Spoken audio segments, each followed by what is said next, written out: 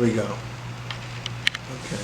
Yeah, we are at the American Legion here in Miami at 6445 Northeast 7th Avenue, Miami. You know the zip code here? No. Don't worry about it. I got it. My name is Carlton Cartwright. I'm the Executive Director for the Children's Coalition Incorporated. And I'm here interviewing, sir, what's your name? William Sullivan. Okay, Mr. Sullivan. And Mr. Sullivan, how old are you? I'm currently 51 years old. Okay, and what is your address? My address is 11601 Southwest 141 Street, Miami, Florida 33176. Okay, and were you drafted or were you enlisted? I enlisted. And what branch of the service, sir? I enlisted in the United States Army. Okay, and let me see. What was your rank when you separated? I was E4. Okay, and where did you serve? I served in the continental United States. I served in Panama. I served in Germany. I served in Alaska, and I was also in Honduras. Okay, were you drafted or enlisted? I was enlisted. Okay, where were you at the time? At the time of my enlistment, I had just graduated from college. Mm-hmm. And upon graduation from college, where were you? I was in Tallahassee. Is that where you were born? No, I was born in Miami. Okay. And were you in school? I had just graduated from college. Okay. What did you major in? I majored in criminal justice. Oh, all right. And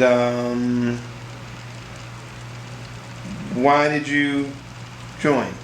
Upon graduation, like everybody else, you go to college and then you decide to tune out for a month or so. And I realized that once I tuned out, I had to work. So, there was Uncle Sam and there was the Air Force. So, they offered me an opportunity to travel. I had been traveling all my life. So I said, well, I can travel and then go ahead and come back later. Okay.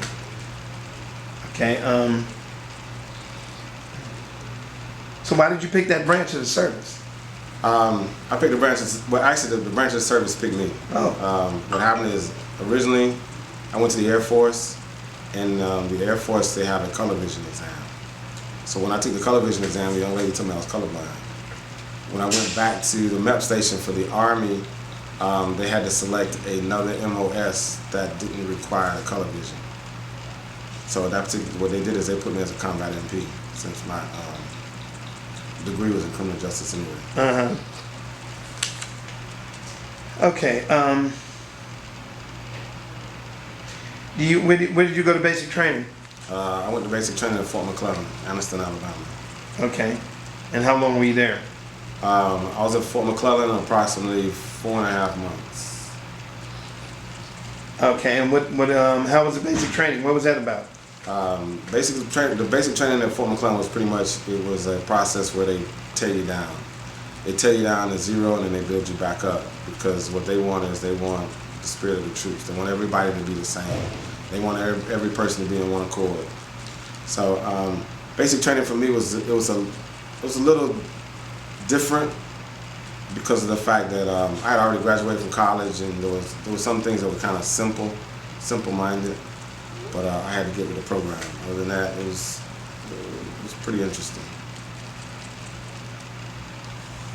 Okay, all right.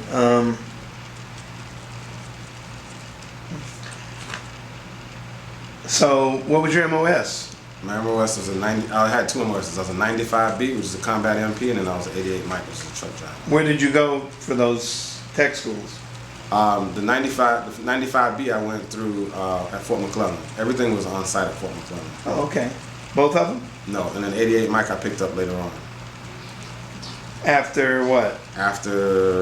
Upon my departure, I picked up the 88 Mike in the reserves. Oh, okay. So we'll get to that. Okay. All right. So after your basic training and your tech school, where did you go after that? My first duty assignment was Panama, South America. Okay. How was the food in basic training?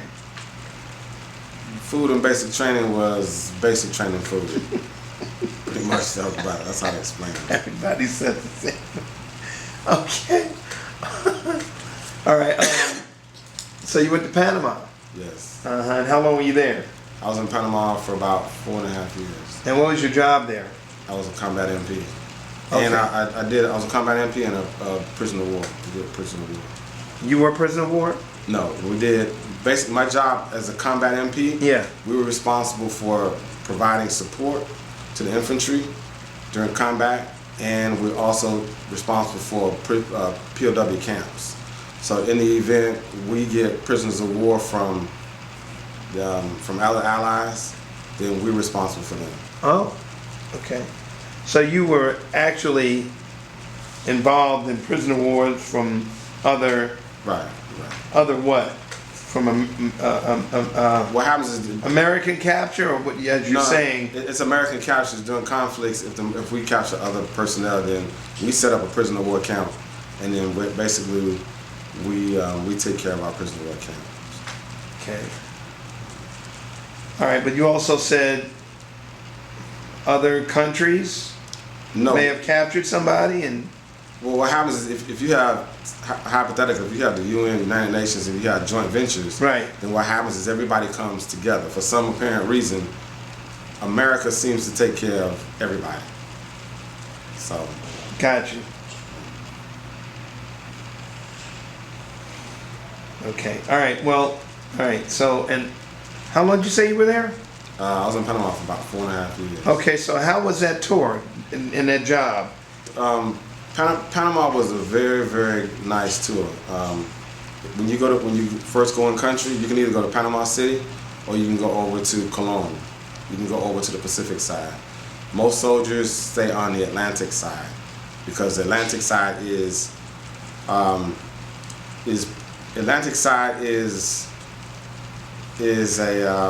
that's the downtown side. Then you have the Pacific side, which is pretty much like the country, where there's nothing over there. I ended up on the Pacific side because I wanted to bring family and country. Okay. And because of housing, the only housing that was available was on the Pacific side, which is actually on the opposite side of the country. Right. Okay. So make sure it's sharp.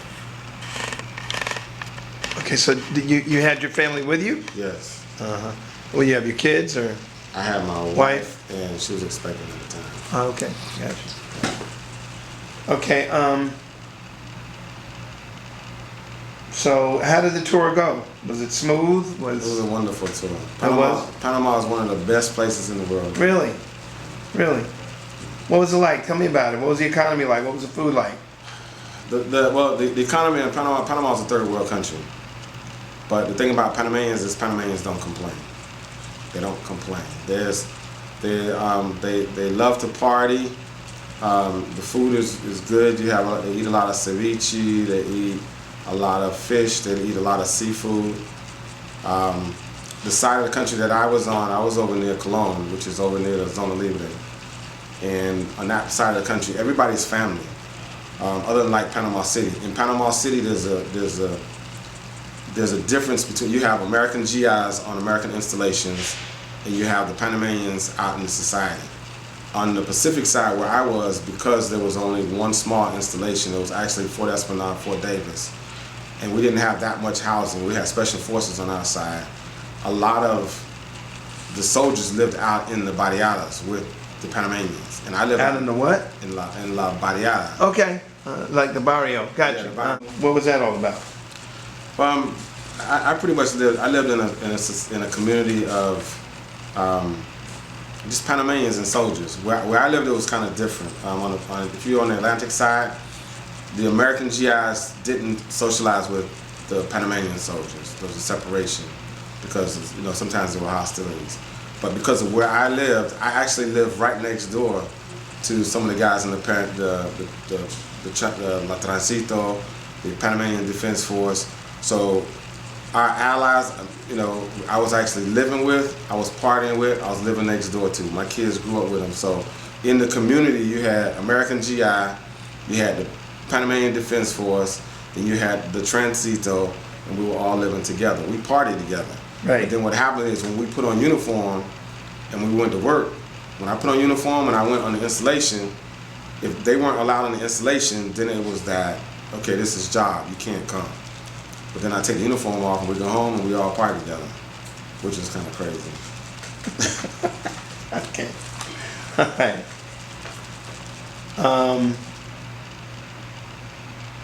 Okay, from your boot camp experience, what were your instructors like? Most of my instructors were pretty cool. I had one instructor, Drill Sergeant McPherson, who was gung ho. He was a gung ho soldier. He was pretty rigid, pretty tough. Then I had Drill Sergeant C, who was a Vietnam vet who did 2 tours in Vietnam, got out, and then came back. Drill Sergeant C was pretty real. He was a realist. McPherson was gung ho. He was the type of drill sergeant that he would walk around singing, re-up, re-up, re-up, re-up, re-up in the army. And Drill Sergeant C had that, he had that laid-back personality. One was a counselor, and one was the type of person that just, try to get you to shine your boots and do all that other things. Right. Okay. Okay. All right. So, yeah. Did you tell me how the food was in Panama? I guess it was great, huh? Yeah, the food was good. Yeah. You enjoyed it?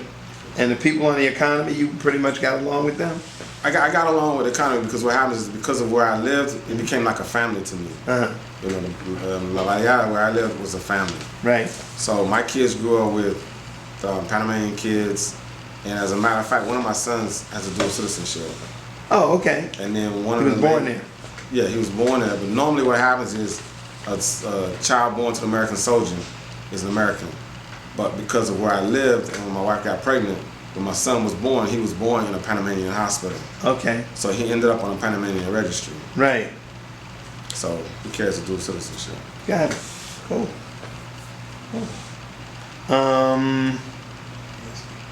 So, at the end of that tour, where'd you go?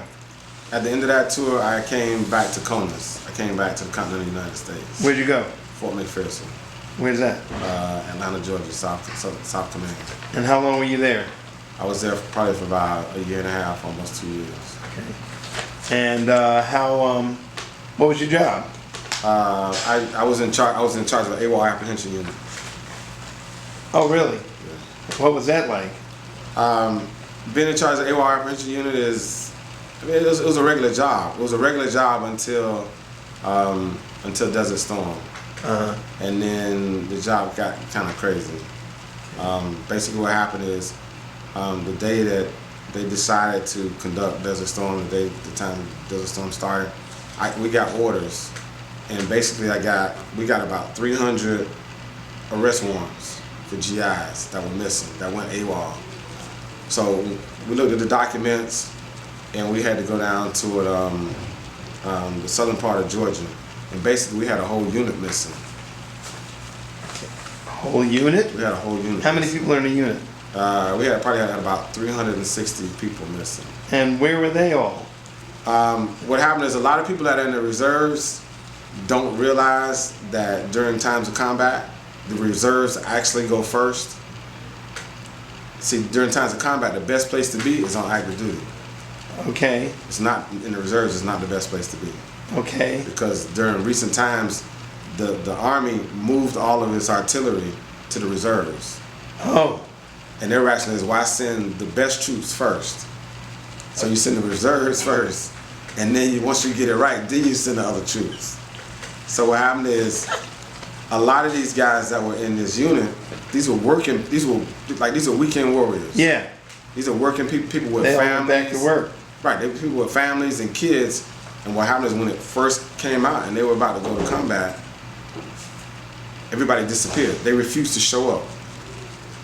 Really? Yeah, they didn't show up. So what happened? What happened was because it was a whole unit and there was so many people, what they did is they did an amnesty for the entire unit. Normally you go out and you have to go out and apprehend each and every individual. Right. But it was too much. Right. So they did an amnesty. So how did that turn out? I don't know. They just did an amnesty and that was it. And I think the commander went ahead and pulled those people that would come, and those people that didn't come, I think they discharged them. Okay. Now, I had an incident in the Atlanta airport with a gentleman. I was sitting in the office one day and got a phone call that said, listen, we got a GI on a flight coming from Saudi.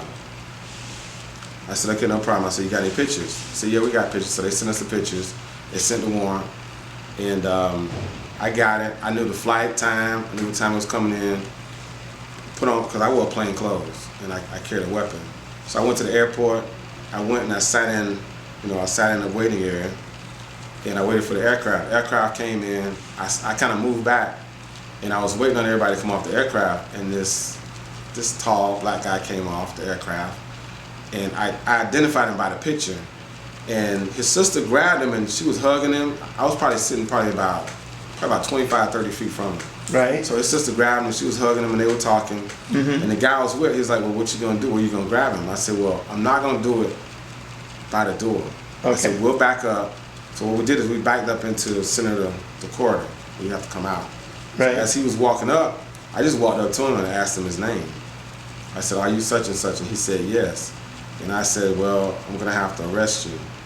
And his sister actually broke down right in the middle of the airport. I would imagine. And she cried, and it made a big scene, and she was crying and yelling, why are you taking my brother? And I had to tell her, I was like, listen, this is nothing personal. Your brother's supposed to be in combat. He's on an unauthorized flight to the U.S. What I have to do is I have to take him into custody. I have to return him to Germany, where I'll meet another AWOL apprehension unit, and then they'll return him back to Saudi. And then, he'll stand whatever. And she cried and cried. And I told her, listen, it's nothing personal. If I don't do my job, if I don't send him back to Saudi, yeah, they're going to send me. I'm not going. So that was like, that was a real experience. I hear you. What else do you have that's so memorable? Well, I had another trip that we went. I took a GI. We had another GI. Took into Stuttgart. Okay. So when I left, I had to take an officer with me. So I took an E7 that outranked me. So we went to Stuttgart. Flew into Stuttgart. He hadn't been to Germany in about 15 years. So we clearly got there. The colonel told me I was in charge. So we got to Stuttgart. As soon as I flew in, I was supposed to be on a turnaround. I was supposed to turn him over. We would turn around and get the flight, come back. As soon as I turned the soldier over, the E7 who outranked me said, listen, I'm pulling orders. We're going to Frankfurt. I said, listen, man, we're supposed to be on a turnaround flight. He said, listen, so you know how the Army works, right? I said, yeah. He said, I outrank you. I said, okay. I said, if you pull rank, then we go to Frankfurt. He pulled rank. We went to Frankfurt. And 2 weeks later, we came back to the U.S. And he was in charge. Okay. Until we got in trouble by the colonel. Yeah. Oh. But that was fun. Okay. All right. Did you see any combat? I came down on deployment to depart, but just before the deployment, they called our unit. I had an incident in something that happened in Honduras in Sotocano Air Base. And I was on a deployment there, and I was on orders to leave, and then my grandfather passed, and they pulled me out. They pulled me out of deployment. Okay, so you had been to Panama. You went to. I was in Panama. I was at the U.S. Southern Command during Desert Storm Assad. Okay, so you were in the Middle East? No, I was here. I was a part of the command center. Okay, in what state? And the U.S. Southern Command used to be in Panama. Okay. But what happened is when they gave back the Panama Canal, right, because of the treaty, the U.S. didn't have a place for the U.S. Southern Command. Oh. So the U.S. Southern Command left South America, and the U.S. Southern Command went to Atlanta, to Fort McPherson. Ah, okay. Until U.S. Southern Command left Fort McPherson, and now they're in Miami. Oh, okay. So you were in Atlanta? I was in Atlanta. And how long were you there? About 2.5 years. Okay. Where else did you get to travel up to this period of time? I mean, I've been to Alaska, Germany. I've been to Honduras. Do you mean personally or? In the military, I don't care whether it's on leave or what. Doesn't matter. Man, I went to. I went to a whole bunch of places. Some of the places I don't even remember. Okay. I remember the place I had the most fun. Where? Germany, Alaska, Panama, Honduras. The States, I didn't like the States. You like being overseas? Yeah, overseas is the only place to be. Gotcha. Okay. All right. So where'd you go after Atlanta? After Atlanta, I stayed there until I was discharged. Oh. And then I came and I ended up in the reserves. Where? I came and I joined the reserves here in Miami. In Homestead? No, right at on 7th Avenue. Gotcha. All right. So and were you working when you got out? I was working. I was a correctional officer. I've been a correctional officer. I was a parole officer. And For DOC? I worked for DOC. And I was a teacher. Oh, you were in the school board system? Yeah. What'd you teach? I taught from pre-K all the way up to adult education. Okay. All right. Are you retired now? No, I'm not retired. Okay. What do you do? Self-employed. I'm a yacht designer. Oh, really? Okay. All right. But I stayed in the reserves until I had to leave the reserves. You had the what? I was forced to make a decision because I'm a disabled veteran. I've been one for about 25 years now. Oh, okay. So what happened is when I was in the reserves, you can't double dip. So what happened is I was collecting a check from the reserves and I was getting a disability pension. Gotcha.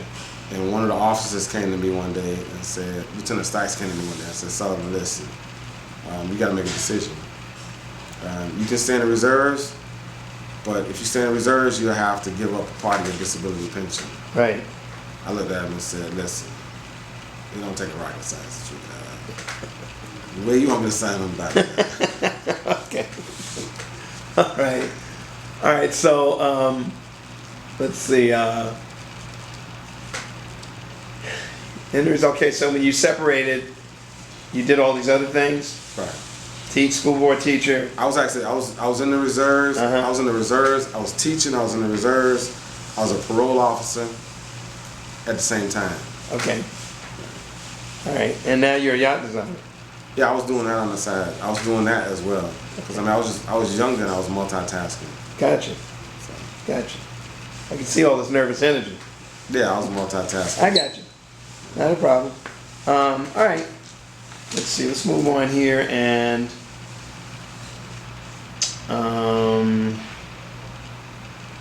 how are you feeling? What were you up to? What was going on when you separated? Were you ready to get out of the military and go in the reserve or whatever, or did it matter? Or how are you feeling? I really wasn't ready to separate from the military. But what happened is I ran into a situation where I was overseas and I love being overseas. The problem with being overseas is I had my family with me. And the military requires that after you serve with your family overseas, then you have to do an unaccompanied tour. Okay. Which meant that it was my time to do an unaccompanied tour somewhere in the world. And I was young and I didn't want to go without my family. Okay. So because I had the opportunity to have my family with me the first 5 or 6 years, upon the 6th year, you have to depart your family. They send you to a nuclear site somewhere in the middle of Egypt. You have to do a year tour. Right. And I wasn't willing to do it. So you separated. So I separated. Okay. All right.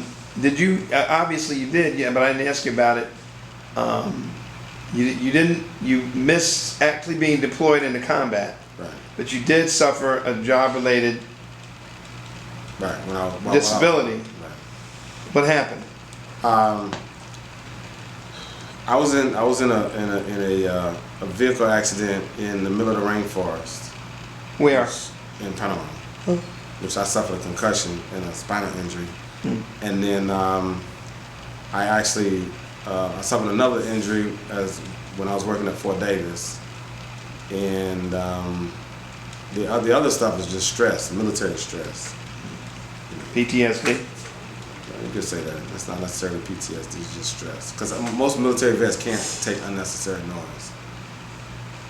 What happened? Most military veterans Yeah. cannot take unnecessary noise. Okay. Why is that? Because it's unnecessary. Meaning, and I don't know if you've ever been around a lot of vets, I'm a veteran. Okay, you're a veteran. Yeah. A lot of times you're quiet. This is true. If you're sitting here and nobody needs to make a sound. If it's not an emergency, you're not bleeding, you don't need to scream and yell. You don't need to walk in the room and make a lot of noise talking loud.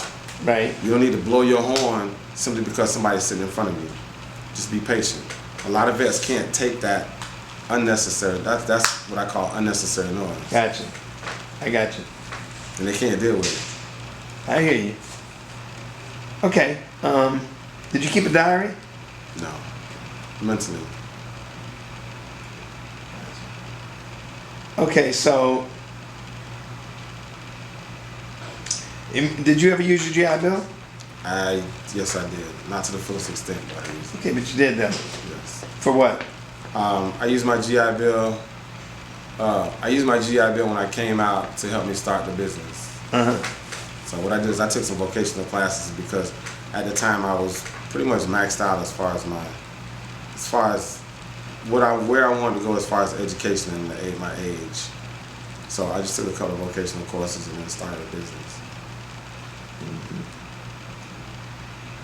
Okay. Did you make any close friends that you held on to while you were in service? Yeah, I got a couple of them I held on to. A couple of them are still in, most of them are still in Texas. Uh-huh. In Texas? Yeah, some of them are in Texas. And I run across people every now and then, every so often. You know, every blue moon. Running somebody you knew? Somebody you knew or somebody that was in the unit, you know. So you belong to the American Legion here? Yes. Any other military organizations? I belong to the American Legion, I belong to the Veteran of Foreign Wars, I belong to DAV, and I belong to, the Elks is not a military organization. Uh-huh. Okay, gotcha.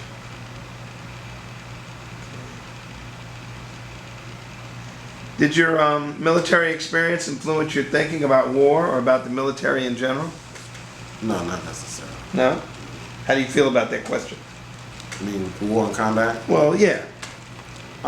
You know, the thing about war is a natural phenomenon. And basically, war is a way of keeping supply and demand down. Checks and balances? But basically, checks and balances, supply and demand. I mean, it's a natural phenomenon. It's been happening for years. The problem is when it's started unnaturally.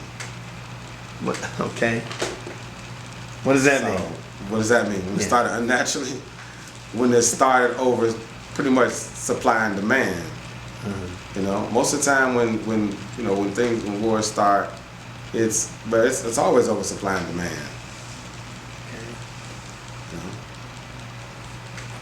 But you know, combat is it's a strange thing, you know, because a lot of times the people that suffer are the guys that's on the ground, and then when they come home, they don't, you know, they don't. People a lot of times people don't really honor and respect, you know, what they do. Mm-hmm. You know, because I got pretty emotional with some people one day. It was like 15 people. I was somewhere, and I can't remember all the particulars, but I went to pick up. I know what it was. I went to pick up somebody who had gotten out of jail. So as I was standing there, they give everybody these slides, these flip-flops. Yeah. And what I noticed was everybody was taking the flip-flops and they were just throwing them in the corner. So there was this great big pile of flip-flops. So I said, you know what? I said, let me get a bag. I said, you know, I'll keep them. So what happened is when I got them and I was collecting them, and one of the guys asked me why I was keeping them, because to them it was like really, really trivial. I said, listen, man, there's a whole bunch of vets out here who come home, not working. You know, these little slides, you had them on for a day, you throw them away. I'm gonna take them and give them to the vets, homeless vets. So I had the bag, and I went to pick up another bag, and this girl turned around and she was laughing, and she said something real stupid. And I said, listen, let me tell you something. I said, you know what, if it wasn't for them guys that's overseas that's dying, your stupid explicitive wouldn't be where you are right now. And she just got quiet, because she said, you know, she never thought about it like that. Right. Yeah. You know, I said, you know, you sitting here and, you know, you doing your thing, and I don't know, I guess you just got out of jail, which is nice for you. But you know what, you got GIs over there that's dying. And some of them guys wish they could be where you are. Right. But they're not. But you know, they're making the sacrifice. You know, and for you to be sitting up here saying and thinking the way you're thinking, you know, because you ain't doing nothing productive with your life. Good point. Okay, got one more question for you. How did your service and experiences affect your life? How did my service and my Experiences. experiences affect my life? Yeah. My service pretty much, I guess, gave me a great awareness of people and, you know, how valuable life is. My experiences, I'm pretty calm. Anybody that knows me knows I'm a pretty even keel person. Mm-hmm. I'm like that all the time. I don't. What my experiences and my service has taught me is, you know, nothing shocks me. Period. Nothing. If you and I was sitting here and a train came running through the back of this wall, I would probably just sit here. Because what happens is, you know, what happens is it makes you kind of, it jades you. You know, we live in Miami, and when I was living in Atlanta, I remember something came on the TV and they were talking about. I was telling somebody in Atlanta. I said, you know, when I was living in Miami, somebody drove up to the ATM and stole the ATM machine. Oh yeah, they do that kind of stuff. Wow. I was like, man, listen, that's like a common occurrence. People just, you know, it's sad and unfortunate that you get jaded like that. Yeah. But it happens. You know, because sometimes you wake up in the day kind of you're like, okay, well, what's gonna happen today? Right. I understand. Do you feel like we covered everything that you wanted to cover? Anything additional? No, that's pretty much it. Are we good? Yeah, we good. We just need more young vets. We need more young vets to join the services. We need more young vets to join the American Legion. We need more young vets to join the VFW. One of the problems with the VFW is the VFW's Veteran of Foreign Wars really, for a long time, kind of shut out young veterans because they didn't have a gap in their form.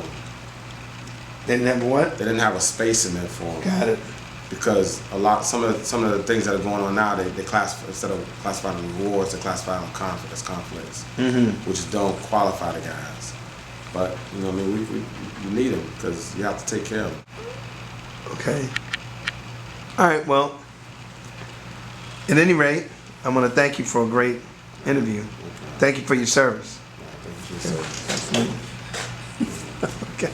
I've been married, divorced, and widowed. And life is something else.